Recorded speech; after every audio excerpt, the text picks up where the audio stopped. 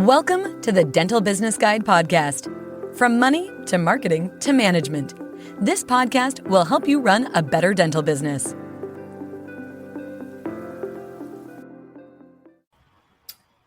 Well, hello everybody, and today my name is Samera, and on the Dental Business Guide, I'm really delighted to have Howard Farran here from the USA, with all his worldwide expert of being a dentist, running businesses, running clinics, and very well known in the US dental sector. Hi, Howard. How are you today? Very good, Arun. It's an honor to be on your show. Thank you so much. And Howard, maybe for listeners today, maybe just give us a potted history of your background so they know the wealth of experience that you have and what you've done in the past, what you're doing today. That'll be really helpful for everyone. You know, I was born in Wichita, Kansas, which is literally the center of the United States. And I was born in 1962. And I had 5 sisters, and we were very poor. And my dad saved up all his money for about 10 years and bought a restaurant franchise called Sonic Drive-Ins. It's one of those, you drive up and park in a stall, and a car hop on rollerblades rolls out and gives you the hamburger, fry, and the Coke. And he went from making about $11,000 a year to $60,000 a year, and it just blew our family's mind. I mean, we, 6-fold income. And they ended up buying another franchise every year for 9 years in a row.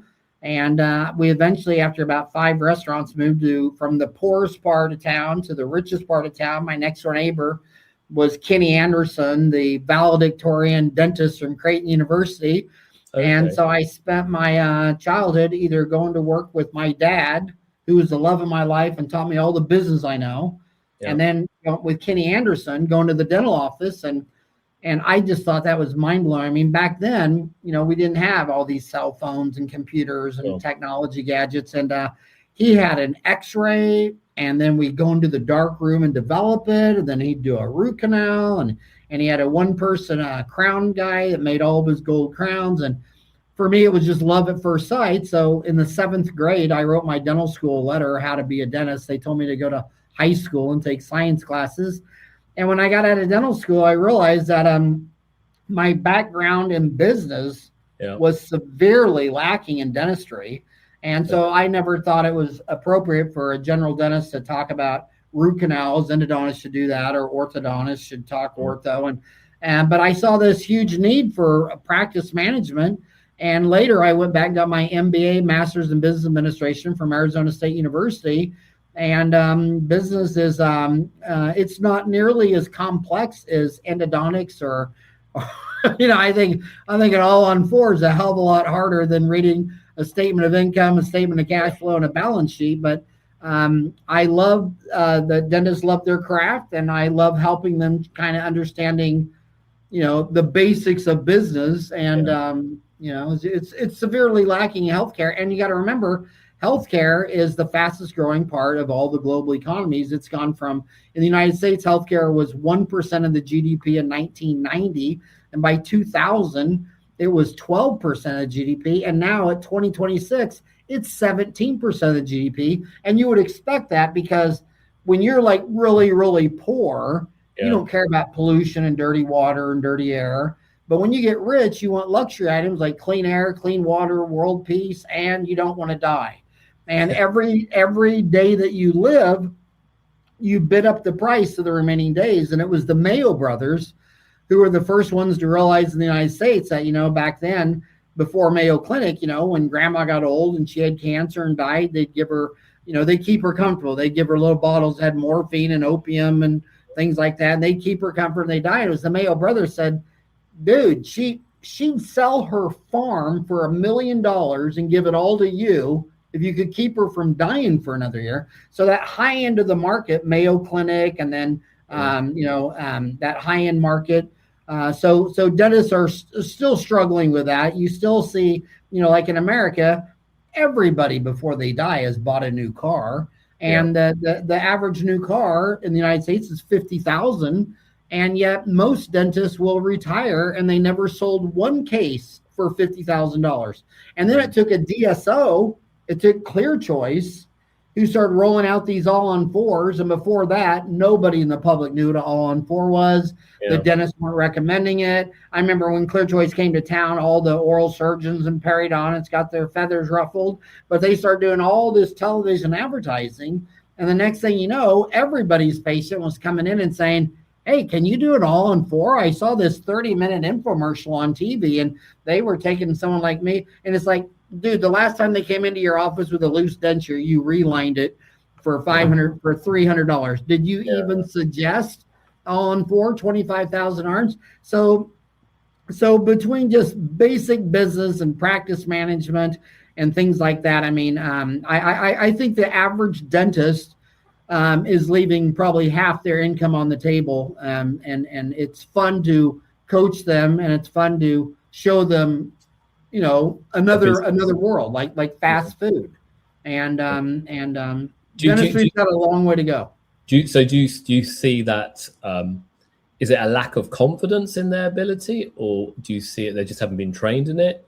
You mentioned that they're leaving money on the table. What's your view on that? Well, what I mostly see is if your mom and dad owned a farm, you grew up in free enterprise and they do well. But if your dad worked on an assembly line and your mom stayed home and made cookies, you really have never, you've never seen this. I think it's your childhood.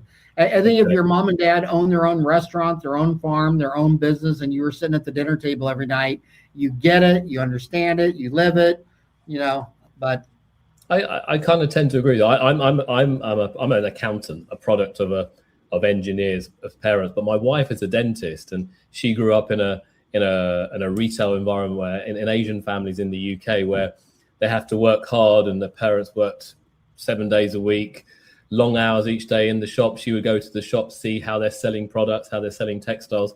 So like you, she's a great sales lady, a great communicator, and just like yourself, you learn that, pick that skill up, I suppose, through osmosis, seeing your dad do it, and it's kind of very natural in you now to be able to share that to other dentists.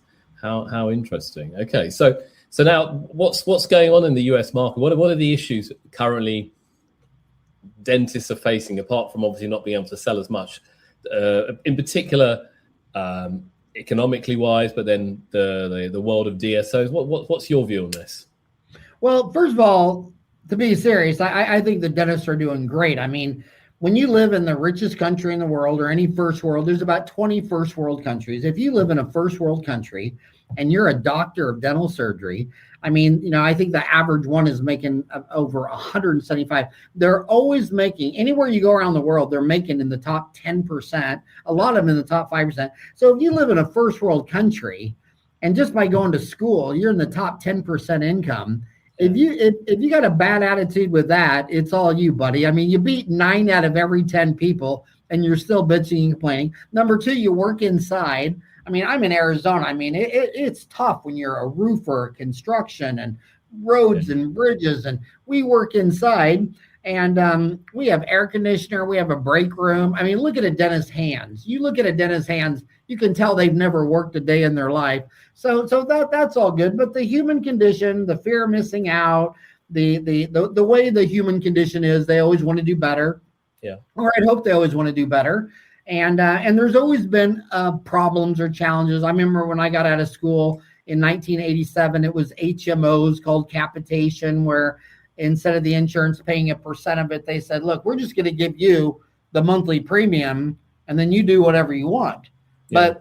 But the monthly premium was $20 a month per individual, and then they decided to give us $11. And it's like, whoa, where'd the other $9 go? I mean, I was loving your theory, transferring the risk from the insurer to the enrolled dentist, but I noticed that half the money disappeared like that. So and then there was PPOs, which PPOs, insurance companies, I mean, it just comes down to simple math. I mean, if you sign up for a big dental insurance PPO, it's just a volume discount. I mean, if you want to go out and get 100 patients one at a time, you should know exactly what your marketing costs are per head. What does it cost you to get not someone dial and call the office, but for a butt in the chair? I mean, does that cost you $50 a patient, $100? So if you're paying $200 a patient to get them in your chair with new patients. You got 100 patients, that's $20,000. So then when a PPO comes and says, well, we're going to give you 100 patients, so we want a discount. And you just have to look at that discount versus how much it would cost you to get each one of those individually. And there's another great thing where mergers and acquisitions. If you go to Wall Street, M&A activity is a huge part of a growing bull market, mergers and acquisitions. And then you go to the dentist, and I mean, how many times have I seen this? A dentist will go to a small town and it's got 5 dentists. And every time one of the dentists goes to retire and sell his practice, instead of selling to some new, young, energetic, young buck that you got to compete with your whole life, they just buy the practice, roll it into theirs. And then the dentist, when he retires, they never run out of money. So they always want to stay a day or two. And after 5 years, he got the one guy. And after 25 years, that town with 5 dentists is now 1 dental office. And this guy's doing $3, $4, $5 million a year and taking home $1 million a year. And the only thing he did was mergers and acquisitions. And almost every dentist will go to the grave and not even be able to do the math. Like, okay, the guy across the street selling his practice, he's 65 years old, he's 70 years old, he's got 1,200 patients. Can you evaluate what it's worth? What do you want to break it down to? Just people who've come in the last 18 months? Well, what if that's 1,000? What if you're paying $200 a head and he's got 1,000? So now, so there's some money there. Why don't you just buy it? And then if you buy it, it's third person endorsement. If I go up to you and I say, hi, Arun, I'm Howard Fred, and I'm all that, and I'm just a great guy, you're gonna think, he's an egomaniac. But if somebody else walks up to you and says, hey, see that guy over there? That's a great dentist. Well, if you sell me your practice and you tell all your patients that, that it's like giving your baby up for adoption, you had to pick the parent very carefully, and there's no one you trust more. In fact, he even works on me, and he's my dentist, and I'm going to sell him my practice. And what's really cool is if you really need to see me, I mean, even though I'm retired, I mean, I could always pop in, or I can talk to you, or whatever. And then what you find out, as soon as he sells his practice and pays taxes and travels around the world and this and that, then he realizes he wants a new car, or he wants new furniture, or she wants to give money to her kids. And they always seem to, in fact, there's a thread that I started on Dental Town. Dentists that have reached 100 years old are still practicing in their 90s. And I mean, there's literally, you just get on ChatGPT, there's 100 dentists still practicing in their 90s. I knew one, George Rui, in St. Joe, Missouri. I think he practiced till he was 92. So just keeping a balance between, the human, we sell. We're not transparent in what we sell because of the asymmetry information. I know what a bottled water is. I know when I go buy an iPhone, I know what an iPhone is. But if I go into your office and you tell me I need 4 cavities, that's asymmetry. Sure.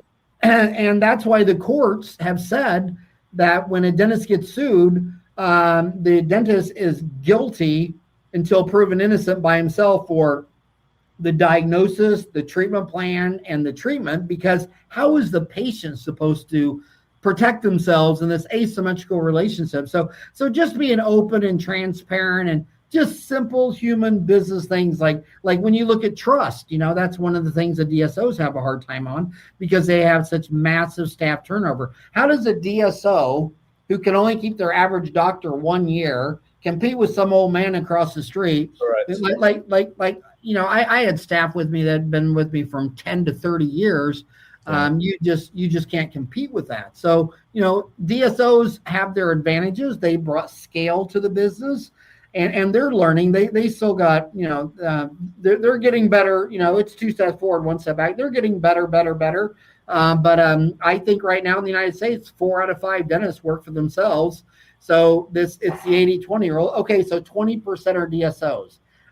What are you going to focus on? The DSOs, the insurance, the American Dental Association, the World Health Organization, and the war in Iran? What does that have to do with your dental office today? It's all you, buddy. and you can double your net income by doing very basic, obvious things. Correct. But going back to, you mentioned the point about DSOs and that they struggle, as you said, turnover as staff was high.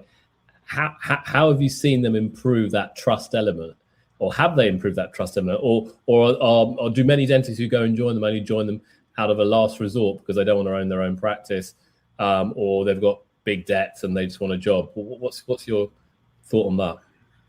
Well, the first thing I want to say about employment, I just want to talk about employment. First of all, DSOs are basically just group practice multi-location. That's all it is. And when you look at group practice multi-location, there's about 2,800 of them in the United States. And the average one is between 4 and 9 locations. And the reason we start counting it at 4 is because the third location is where everyone dies. That's the cemetery. You're a real go-getter. So you have an office. So you decide you're going to put another office on the other side of town. And you're such a go-getter. You've gone north, you've gone south, you decide you're going to go east, and you put a third one over there. And that's when you realize that you can't be 3 places at the same time. You don't have the systems, and that's where you die. So if you come out of the third and add a west location, now you got north, south, east, west, that's where ground zero. And 4 to 9 is where almost all but maybe 100 live.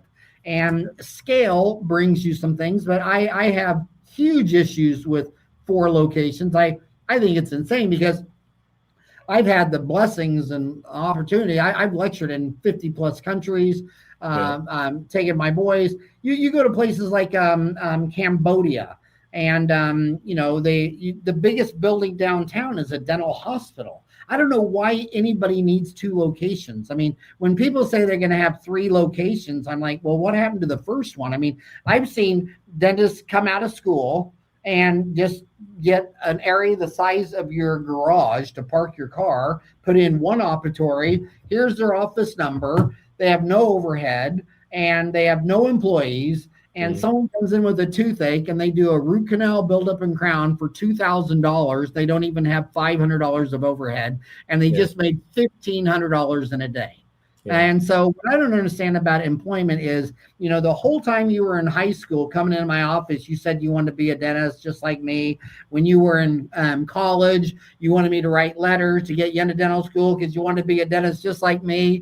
And then you come out of dental school, and then out of nowhere, you say, well, I'm not ready. It's like, what do you mean you're not ready? You've been ready since the 7th grade. You've been in my office twice a year for 20 years. What do you mean you're not ready? Well, I think I need some more practice, and I need to pay down some of my student loans, and I think I'm going to wait till I get married and have a baby and get a car and a truck. And it's like you're ready right now. Go open up your practice right now. You only need 1 chair.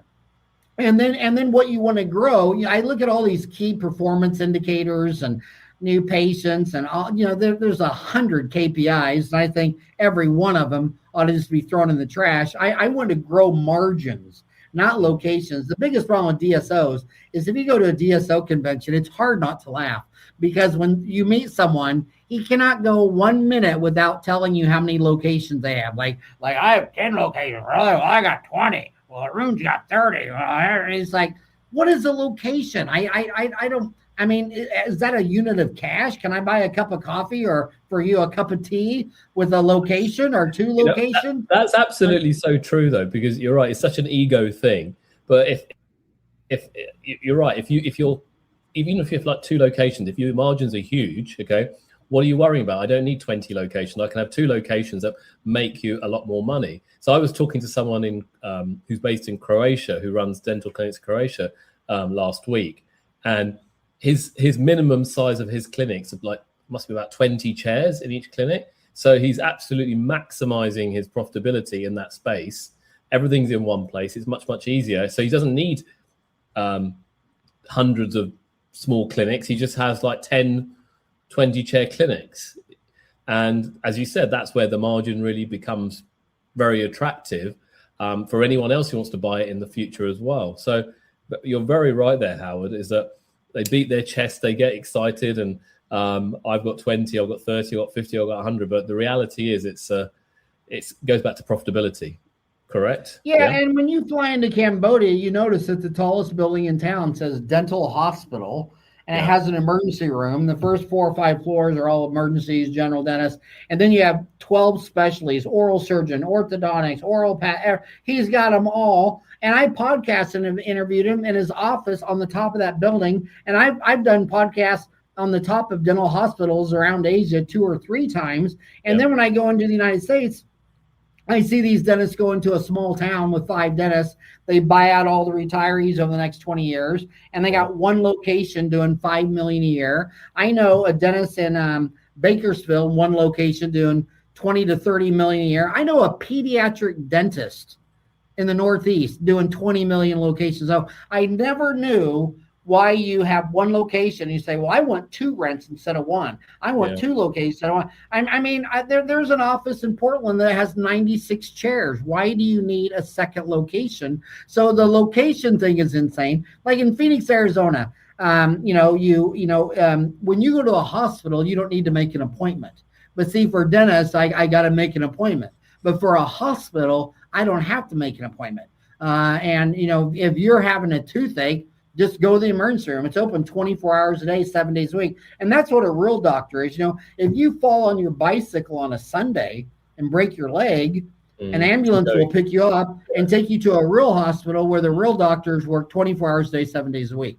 But if you fell off that bike and broke your front tooth in downtown London, how easy would it be to find a dentist on a Sunday with your front tooth knocked out? Really, it would be so difficult. I'll be honest with you. It's so difficult. Yeah, they're not doctors. They're dermatologists, they're ophthalmologists, they're dentists. They're Monday through Friday. They say they have banking hours. It's like my bank's open with ATM machines 24 hours a day, 7 days a week. I can deposit money. I can get money out. That's why group practice is better, because group practice, you're available more for your patients. Right. Absolutely. One of the bugbears of my wife, I remember when she was working for a practice many years ago, she said it reached 1 p.m. at lunchtime. The front door would close, a sign would go up, we say close for lunch. Okay, the phone's still ringing. There's patients queuing up outside, but wanting to get in and get their pain sorted out. But the practice owner just closed up, and that was it. Okay, and then at 2 o'clock, those patients came in. And when she opened up her clinic, she said that was one of the bugbears I really hated, is that we have to be accessible to everybody. We have to be open. The phone shouldn't be ringing. It should be picked up within 2 rings. And we need to make sure those patients are seen. So it's that commerciality, which I think maybe you've definitely got, and my wife maybe have as well, that needs to be combined with the clinical side of things. But so many people don't have that commercial reality to build their business. And not only do they not have that commerciality retail deal, they're also are entitled. They're as bad as government employees. Like, we're taking lunch at 12. It's like, okay, well, when I got out of school, it was common to have overhead at 50%. So if you grossed $1, you took home 50 cents. So how do you get 50% overhead? Well, you come in the morning and you work until you pay all your bills, and you don't go to lunch until you paid all your bills. And when you paid all your bills, then you go to lunch, then you come back and do it again. And they'll sit there and have a cancellation at 11, and they'll sit there for an hour, and the phone will ring, and they don't have any openings in the afternoon. They'll say, well, I just broke my tooth. Sorry, I don't have any openings. Like, well, yeah, you got 12 to 1. You haven't paid your bills for the day. You're going to close down at lunch. That doesn't even dawn on them that they haven't done anything. Like a fireman, when you go to a house and it's on fire, you can't say, hey, Arun, I'm sorry, it's lunchtime now. I got to take a break. Let all those people burn to death and die. I'm going to go have a hamburger and or for you, it'd be fish and chips. And, they're very entitled. And how many dental offices do you go into each day where you just ask the team, what do we have to do today to break even? I mean, where you're open 4 days a week, there's 4 weeks in a month, you're open 16 days a month. How many days a month do you have to work till you get in the profit zone? If you're 2/3 overhead, I mean, if you have to work 10 or 11 days to pay all your bills, well, then hell, why don't you blow open a Friday and a Saturday at the end of the month, because you're in the profit zone? They just don't think about profit. And dentists say to me, they'll say things like, well, I think I should add a hygienist, or I'm thinking about growing an associate, or I'm thinking about adding a second location. Hey, why don't you think about growing your margins? Because you just saw you're signed up with a PPO plan and you just did 4 fillings and that you charge $250 a piece, but the insurance is only giving you $125 and your overhead is 65%. So you just did 4 fillings and you lost $20 on each one of those fillings. That's $80. And you were in there working for an hour. Now, I don't know about you, but I'd rather take that hour and go spend $80 at a record store or buy a CD-ROM or a movie or a pair of tennis shoes. I mean, I don't find it fun to do 4 MOD composites in an hour and then lose $80. And then I asked them, well, how many of these volume discount insurance plans do you participate in? I mean, and they'll say, oh, I'm signed up like 8 or 9. And it's like, okay, I got an MBA, but I already figured out on your computer that you participate in 13. How do you think you participate in 8? And I've been here 5 minutes and I know the correct answer is 13. And this is why I love dentists, because they're interested in their craft. I mean, I love it. They'll debate a root canal and a bonding agent and implants on Dental Town till 3 in the morning and get mad at each other and, all this emotions. And damn well, 80% of those guys debating all this stuff, they don't know. They couldn't read the difference between a statement of income, a statement of cash flow, a balance sheet. They don't know what their overhead is. They don't know how many insurance plans there are. But then they'll sit there and say, well, I'm so successful. I don't want to have 1 full-time hygienist. I want to have 2 and get me an associate. Then they do all that and you come back a year later. Now their overhead's even higher. And then as far as dentists getting out of school, I mean, when you go into a hospital, there's some serious research. Like, you don't want to have a bypass at 2 o'clock in the morning because the best doctors are there during the day and they're not going to argue with. And they say, well, they're on call and all that. Come on. It's Christmas, it's New Year's, it's 1 o'clock. They're with their families, aren't they? So yeah. But where do the people that come out of school? They need mentors and they go work at DSOs. And they go work at DSOs for money and they quit because they're not happy. They need a mentor.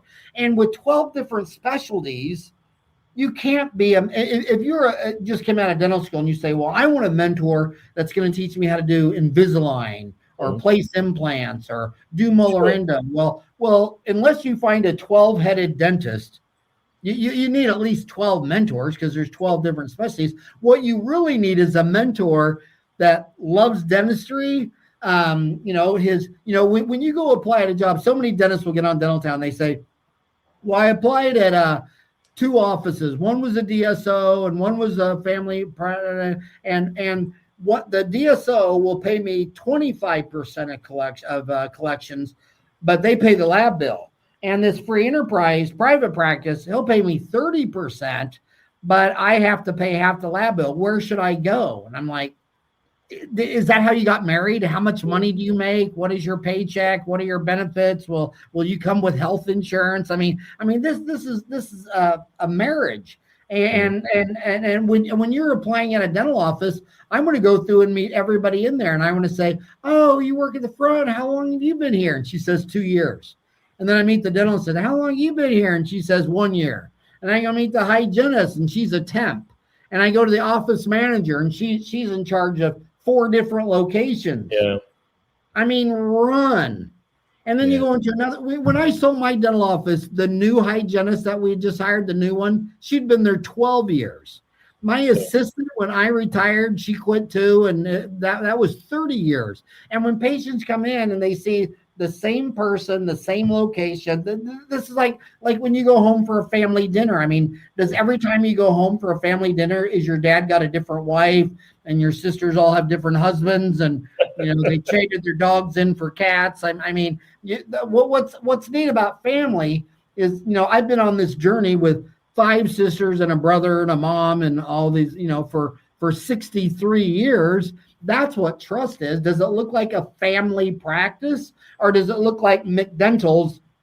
And I love DSOs because they're open. The first DSO that I'm aware of in Phoenix, Arizona was Sunshine Dental by the late, oh my gosh, I forgot his name. I can't believe I'm forgetting his name. And he was a mentor of mine, and he had Sunshine Dental, and he had the north, south, east, west, but he was open 7 days a week from 10 a.m. to 10 p.m. So everybody knew their hours, and everybody had their own family dentist, but everybody knew if it was after 5, your dentist is unlisted and in voicemail. But you could go to Sunshine Dental and you could just walk in that place and they would see you. And when I got out of dental school, I started building out my practice, and I was young. The only thing I messed up on my new practice is I didn't have a penalty that, he said he could knock it out in like 45 days, but I didn't have any penalties. So he ended up taking 120 days. If I would have had $1,000 a day refund for every day you're past your deal, like the big boys do when you're building a Walmart, I would have. But other than that, I went and worked at Sunshine. Ed Silker was his name, Ed Silker, and he passed away a few years ago. And I told Ed, I said, well, I don't think you want to hire me because I'm going to start my own practice. And he just started laughing. He goes, I'm not in competition with you. You're not in competition with me. You're only in competition with yourself. This patient can go anywhere in Arizona they want. Why do they want to go to see me? Because you're closed. Why do they want to see you? He said, I don't care. But I worked for him 10 a.m. to 10 p.m., 7 days a week for 4 months. And dental school, I was doing my dental school requirements, which is like 50 extractions. No, it was, I think it was 54 fillings, 15 extractions, 15 units of endo, 15 units of removal. I was doing that every week. And it was a group practice. So when I got stuck or couldn't do anything, there were 2 or 3 other dentists I would go to. And there was this one guy there named Nick Gidwani, and he could get me out of any. I learned more in that 4 months at Sunshine Dental with Dr. Nick Gidwani and his wife Jetra than I did, I think, in 2 years of clinic in dental school, just because of the volume. And, if you want, when I got out of school, about 1 in 4 dentists had a dentist in the family they could work for. And the only other jobs you could get was in the Army, Navy, Air Force, Marine, Indian Health Service, public health, because the dentists don't hire them. So the dentists are very hypocritical. They complain about DSOs. Every dentist you hear complain about DSOs. And I say, well, she's got a job at a DSO in your city. Would you have hired her? No. So she's supposed to graduate in dental school and do what? Do what? Just sit there, wait. Yeah. And your office, there's 168 hours in a week, and your office is open 32 hours. That means it's closed 81% of the week. 4 out of 5 hours a week. Your dental office, your build out, your construction, your insurance, your supply, everything lays idle 4 out of every 5 hours, and you couldn't hire this. I mean, look at a hospital. What if you just said, we close at 5 and we get here at 8 in the morning, and just come in here, especially if you're a man dentist, you come in here and just for walk-ins, emergencies. Because if you had one broken tooth, it'd be $1,000 crown. You had one toothache, it'd be a root canal build-up crown. And it wouldn't matter if you took 4 hours to do a molar root canal build-up, CAD/CAM, CERAC crown, 4 hours, or Glidewell's new IO digital deal or whatever. You don't need any. We saw that in COVID. In COVID, our corrupt government told the dental office we had to shut down for safety. But everybody that gives money to politicians, Walmart, Costco, all the big locations, they were all open. And dentists were sneaking into their office because someone they knew had a toothache. And then they get on dental time. They go, oh my God, I can't believe it. I drove into my office. I had my assistant meet me there. We did a root canal build-up crown, $2,500. I told her we're not open. We can't be open. No insurance, paying cash. She paid me $2,500. And I only had to pay an assistant for 2 hours.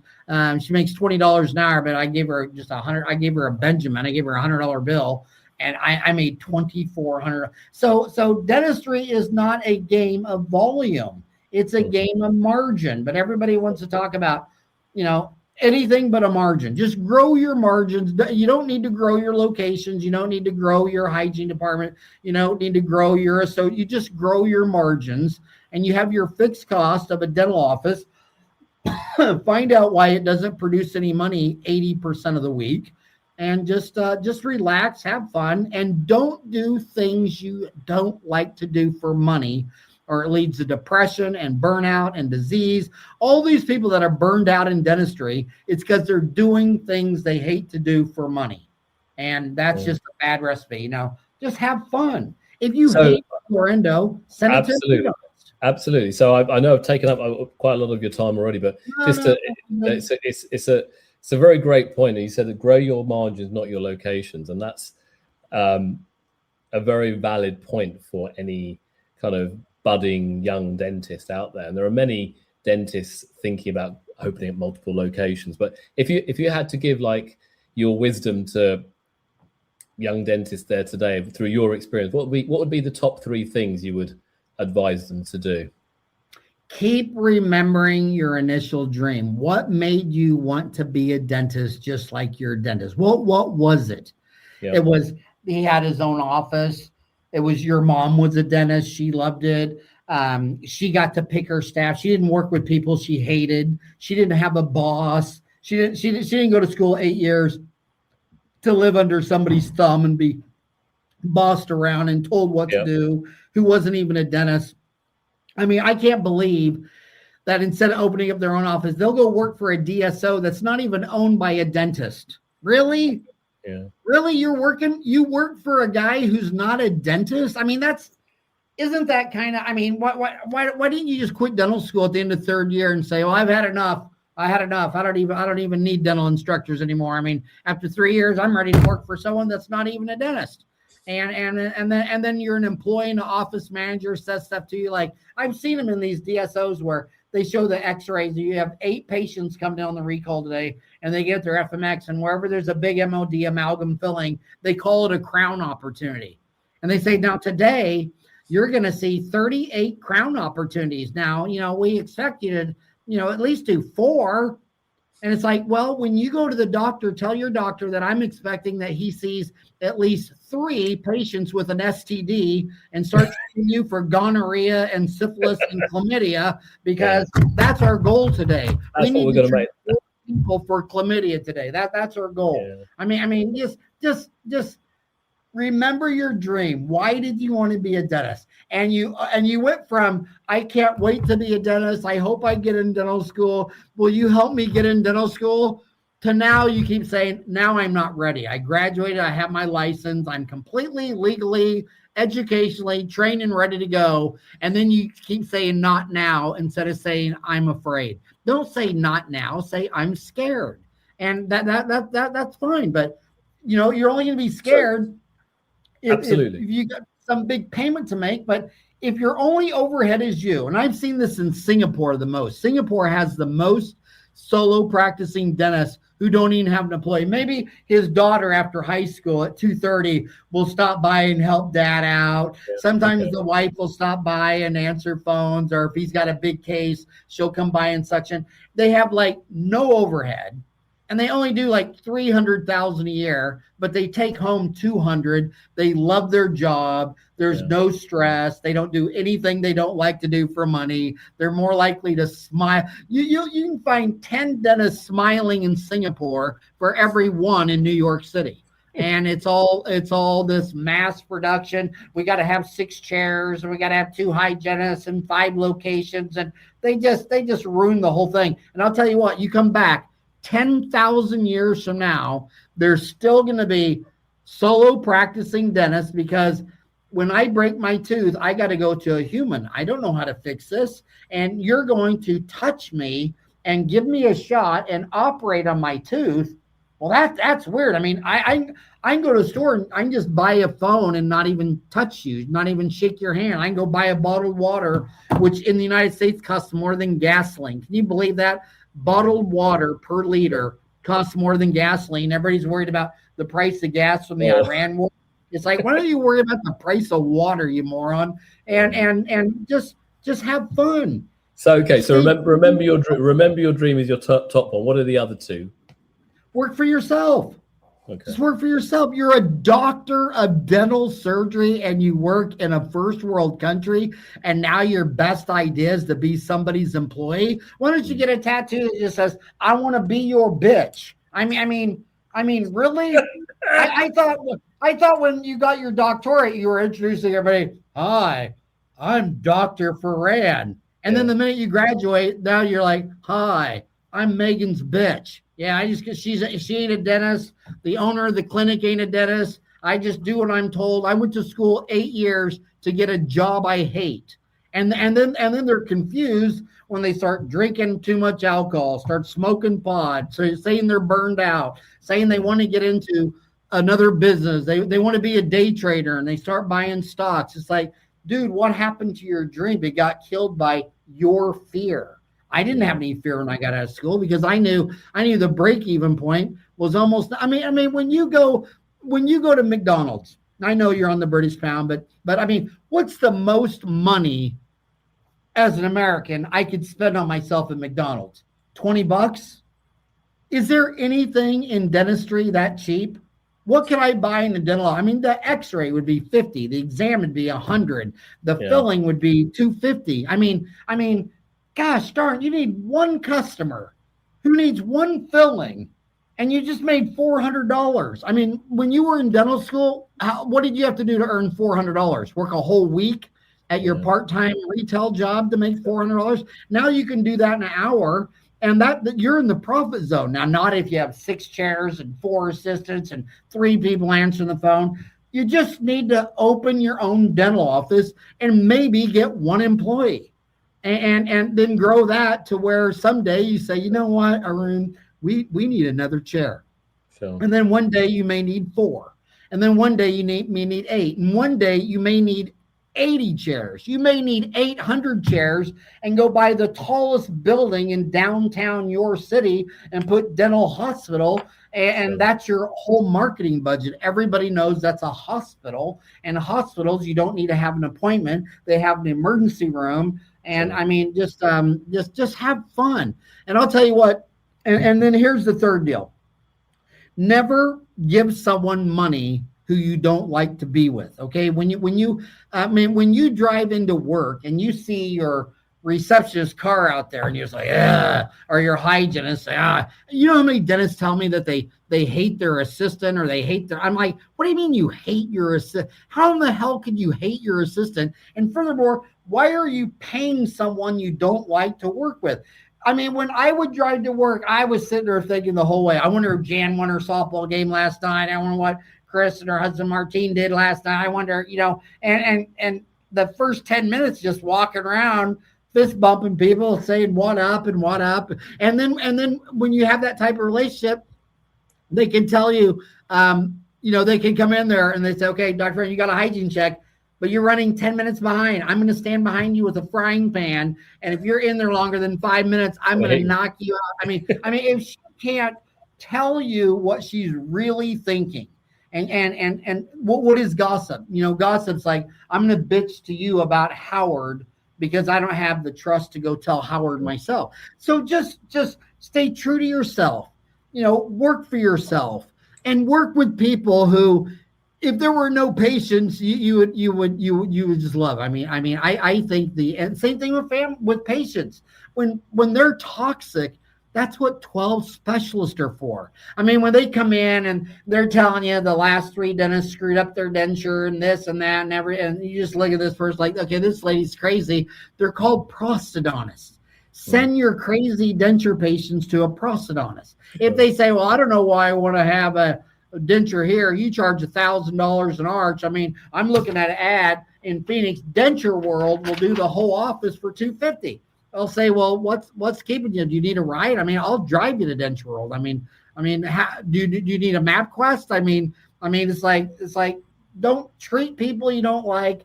Don't work with people you don't like. Don't do procedures you don't like. Stay true to yourself. Work with a bunch of friends and family and have fun. And you're going to be a rich doctor in a first world country. And let me tell you something. A rich dentist in second or third world countries or developing countries are still in the top 10%. I mean, I don't care. I've lectured in Somalia, Ethiopia, Tanzania, South Africa, And when they're always in the top in education and income. And if they're doing those things, that they're working for themselves, that they like what they're doing, if they love their team, they're all smiles and giggles. And you stay in their house, and because I didn't like to stay in hotels, I didn't think I could really get the experience of Poland if I'm sleeping in a Holiday Inn. I wanted to see how a Polish family talked and ate and their kids, and you see all the cultural differences, and some of it's really eye-opening. I remember getting a big old argument with a dentist in Brazil. I was staying at his house, and he told me that his son was so smart that when he grows up, he's going to be a dentist. And then he told me his daughter was so pretty that when she grew up, she was going to marry a dentist. And I'm like, whoa, what? Where the hell did that come from? Well, your boy's good looking. He's good looking. Why don't you tell him to be some girl dentist boy? I mean, so you learn all these culture things. And let me tell you something about economics I noticed. The people are all the same. The dentists are all the same.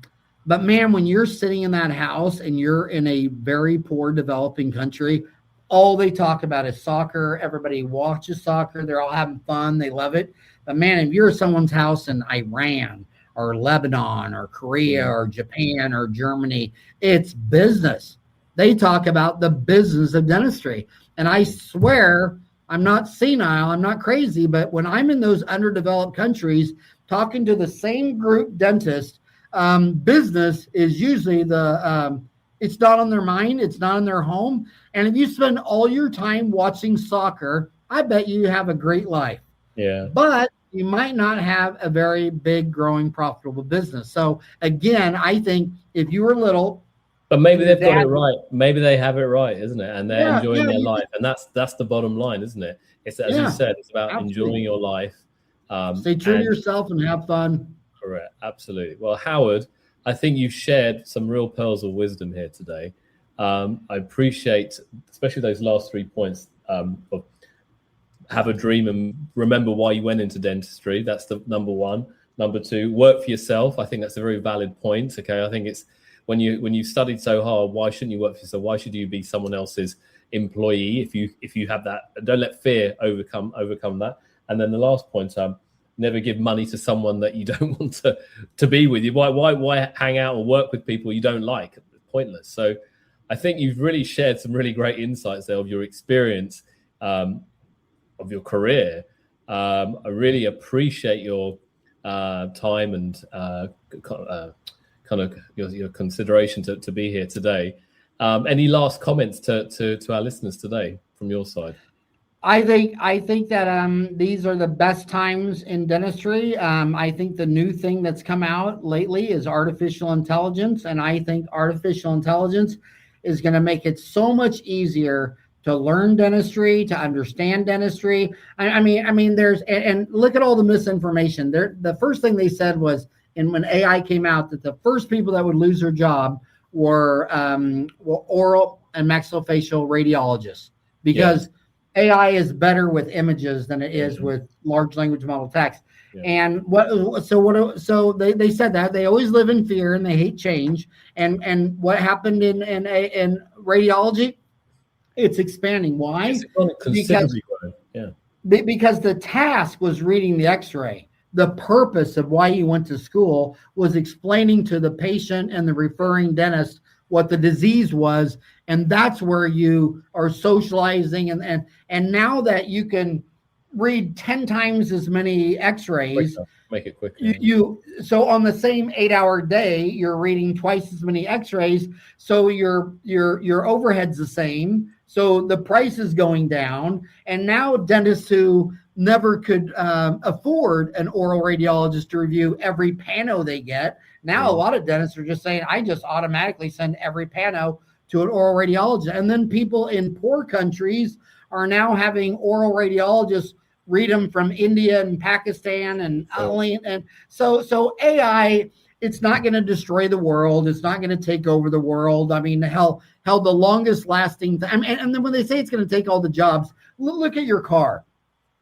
How many people work in the car industry? How many people are making in factories for the 30,000 different parts that the car manufacturing plant just assembles? Nobody makes a car in the world. They only assemble a car made from 30,000 parts. Well, if robots become as common as cars, there's going to be that many people building robots, selling robots, maintaining robots, repairing robots. You're going to have, if there's 3 million people working in the auto industry in the United States and everybody that has a car is a robot, there's going to be 3 million people working on robots. It's going to be like the internet. When the internet came out for me, it was in 1994, and they said it was going to do all these things, and no one believed it. Well, 30 years later, most of what it did, I didn't even see coming. It's like it just keeps getting better and better and better and better. It's the same thing with AI. Correct. You're the human. It's all about you, and AI is going to make you read your books better. You'll be able to get your financial sheets back from your accountant, and then just scan them into AI and say, "Talk to me. Am I doing good?" I mean, AI is a big thing, and I get focused on AI because I think it's going to make every dental office run faster, easier, higher quality, lower in cost, and increase patient satisfaction. Correct. Amazing. Well, thank you so much today, Howard. Okay, for your time, contribution, your wise words, experience. Really appreciate you joining us on our podcast today. Thank you. All right. It was an honor to be on your program, Marini. If you ever want to do it again, let me know. Absolutely. All right. See you later. Thank you. Thanks for listening in to the Dental Business Guide podcast. We welcome your feedback, and if you're enjoying it, please let your friends know too. Until the next time on the Dental Business Guide podcast.